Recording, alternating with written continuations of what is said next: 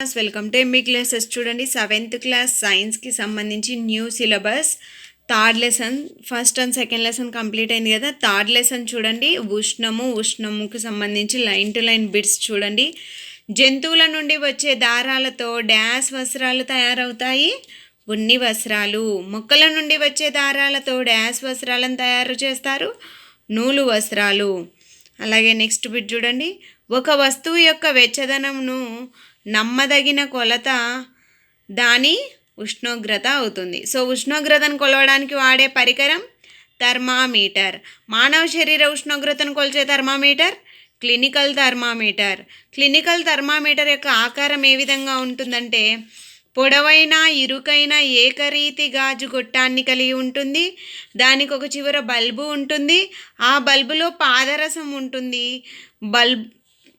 Bulb వెలుపల పాదరసం యొక్క చిన్న మెరిసే నాళం చూడవచ్చు. ఆ మెరిసే నాళం చూడవచ్చు. సో థర్మామీటర్పై ఉపయోగించే స్కేలు సెల్సియస్ స్కేలు. దీన్ని డిగ్రీ సెల్సియస్ ద్వారా సూచించబడుతుంది. సో ఒక క్లినికల్ థర్మామీటరు డ్యాష్ నుండి డ్యాష్ వరకు ఉష్ణోగ్రతలు చూపుతుంది. దాని రేంజ్ అనమాట 35 degree Celsius to 42 degree Celsius. Clinical thermometer scale నందు 2 పెద్ద గుర్తుల మధ్య 5 చిన్న విభాగాలు ఉంటాయి. సో అప్పుడు ఒక చిన్న విభాగము ఎలా చదువుతాము? ఒక చిన్న విభాగాన్ని మొత్తం 5 విభాగాలు కాబట్టి 1/5 = 0.2 డిగ్రీ సెల్సియస్. ఈ విధంగా చదవాలన్నమాట. సో మానవ శరీరం యొక్క సాధారణ ఉష్ణోగ్రత 37 డిగ్రీ సెల్సియస్. మానవ శరీర ఉష్ణోగ్రత సాధారణంగా 35 డిగ్రీల సెల్సియస్ కన్నా తగ్గదు, 42 డిగ్రీల సెల్సియస్ కన్నా పెరగదు. సో క్లినికల్ థర్మామీటర్ స్కేల్ యొక్క రేంజ్ ఎలా ఉంటుందంటే 35 డిగ్రీల సెల్సియస్ టు 42 డిగ్రీ సెల్సియస్ ఉంటుంది. ఇది మినిమం రేంజ్, ఇది మ్యాక్సిమం రేంజ్ అనమాట. ప్రయోగశాలలో ఉపయోగించే థర్మామీటర్ని ఏమంటారు? ప్రయోగశాల థర్మామీటర్ అంటారు. సో వాతావరణ నివేదికలో ఉష్ణోగ్రతను తెలిపే థర్మామీటర్ ఏంటి? గరిష్ట కనిష్ట ఉష్ణమాపకము. గరిష్ట కనిష్ట థర్మోమీటర్ ఆర్ ఉష్ణమాపకము. ప్రయోగశాల థర్మామీటర్ యొక్క రేంజ్ ఎంత? -10 degree Celsius to 110 degree Celsius. So ప్రయోగశాల థర్మామీటర్ యొక్క మినిమం రేంజ్ ఎక్కడి నుంచి స్టార్ట్ అవుతుంది? -10 డిగ్రీ సెల్సియస్. మ్యాక్సిమం వాల్యూ ఎంత? 110 డిగ్రీ సెల్సియస్. సో ప్రయోగశాల థర్మామీటర్లో ఉష్ణోగ్రతను థర్మామీటర్ నీటిలో ఉన్నప్పుడే నమోదు చేయాలి. ప్రయోగశాల థర్మామీటర్లో ఉష్ణోగ్రతను ఎప్పుడు నమోదు చేయాలి? అది మనము ఏ ద్రావణంలో అయితే వేడిని చూస్తున్నామో, ఉష్ణోగ్రత నమోదు చేస్తున్నామో దాన్ని నీటిలోనే ఉంచి నమోదు చేయాల్సి ఉంటుంది. సో పాదరసం అనేది ఒక విష పదార్థము.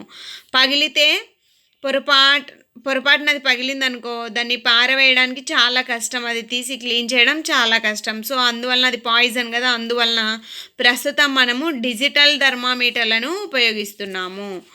ఉష్ణవాహనం అంటే ఒక వస్తువు యొక్క వేడి కొన నుండి చల్లని కొన వరకు ఉష్ణ బదిలీ జరిగే విధానమును ఉష్ణవాహనము అంటారు. ఉష్ణమును తమ గుండా తేలికగా ప్రసరింపచేసే పదార్థాలను ఉష్ణవాహకాలు అంటారు. ఉష్ణవాహకాలకు బెస్ట్ ఎగ్జాంపుల్ అల్యూమినియం, ఇనుము అండ్ రాగి. ఉష్ణమును తమ గుండా సులభంగా ప్రసరింప చేయని వాటిని ఏమంటారు? అధమవాహకాలు లేదా బంధకాలు అని కూడా అంటారు. చూడండి, అధమవాహకాలకు ఎగ్జాంపుల్ ప్లాస్టిక్ అండ్ చెక్క. ఉష్ణ సంవహనము ప్రక్రియ జరిగేవి నీరు గాలి అధమవాహకాలు. పగటి సమయం నీరు కన్నా నేల త్వరగా వేడెక్కుతుంది. ఇక్కడ చూడండి, పగటి సమయంలో నీరు కన్నా వేడెక్కడుంటుంది? భూప్రాంతంలో. నేల త్వరగా వేడెక్కుతుంది కాబట్టి భూమి ఎక్కువగా వేడైపోయి ఉంటుంది. సో ఇక్కడ ఉన్న వేడిని తగ్గించడానికి పగటి సమయంలో చల్లని గాలులు భూమిపైకి వీస్తాయి. సముద్ర ప్రాంతంలో ఇల్లులు ఏ విధంగా ఉంటాయంటే సముద్రానికి ఎదురుగా కిటికీ వాకిళ్ళు ఉంచుకుంటారనమాట. ఎందుకంటే పగటి సమయంలో చల్లని గాలులు సముద్రం నుంచి భూమి మీదకి వీస్తాయి. వీటిని ఏమంటారు? సముద్ర పవనాలు అంటారు. ఇవి పగలు జరుగుతాయి. అలాగే రాత్రి సమయంలో నేల కన్నా నీరు నెమ్మదిగా చల్లబడుతుంది అనమాట. నేల త్వరగా చల్లబడుతుంది. చల్లబడుతుంది. సో నేల త్వరగా చల్లబడుతుంది కాబట్టి భూమి నుండి చల్లని గాలి సముద్రం వైపుకు కదులుతుంది. దీనిని భూపవనము. భూమి నుండి కదులుతుంది కదా, సో భూపవనం. భూపవనం ఏ సమయంలో జరుగుతుంది? రాత్రి సమయంలో. సూర్యుడి నుండి వేడి మనకు ఏ ప్రక్రియ ద్వారా చేరుతుంది? ఉష్ణ వికిరణము. ఉష్ణ వికిరణం ద్వారా ఉష్ణ బదిలీకి యానకం అనేది అవసరం లేదు. యానకం ఉన్నా లేకపోయినా ఉష్ణ వికిరణం అనేది జరుగుతుంది. ఉష్ణ వికిరణ ప్రక్రియకి బెస్ట్ ఎగ్జాంపుల్ సూర్యుని వేడి, రూమ్ హీటర్ కూడా, హ్యూమన్ బాడీ కూడా. మనలో బాడీ ఏం చేస్తుంది? ఉష్ణం ఉన్నప్పుడు బయటికి రిలీజ్ చేస్తుంది, వేడి ఎక్కువైతే బయటికి వదలడం జరుగుతుంది. అలాగే తమకు కావాల్సిన వేడిని పొందడం కూడా జరుగుతుంది కదా. సో ఉష్ణ వికిరణం అంటే ఉష్ణంను ఇవ్వడము ఆర్ దాని నుండి ఉష్ణంను పొందడం అన్నమాట. ఉష్ణ వికిరణ ప్రక్రియ ఏ విధంగా జరుగుతుందంటే ఫస్ట్ ఒక వస్తువు వేడి పొందుతుంది, మళ్ళీ ఆ వేడిని పరావర్తనం కూడా చెందిస్తుంది. చూడండి, వేసవిలో ధరించే దుస్తువులు లేత రంగు దుస్తువులు, శీతాకాలంలో ధరించే దుస్తువులు ముదురు రంగు దుస్తువులు. ఎందుకు? ముదురు రంగు గలవి ముదురు ఉపరితలాల ఎక్కువ వేడిని గ్రహిస్తాయి. సో ముదురు ఉపరితలాలు ఎక్కువ వేడిని గ్రహిస్తాయి కాబట్టి, వేడి అనేది ఎక్కువ గ్రహిస్తుంది కాబట్టి వేడి మనకి ఎప్పుడు అవసరం పడుతుంది? శీతాకాలంలో అవసరం పడుతుంది కాబట్టి శీతాకాలంలో ముదురు రంగు దుస్తులను ధరిస్తాము. లేత రంగువి వాటిపై పడే వేడిని చాలా వరకు పరావర్తనం చెందిస్తుంది, అది గ్రహించదు.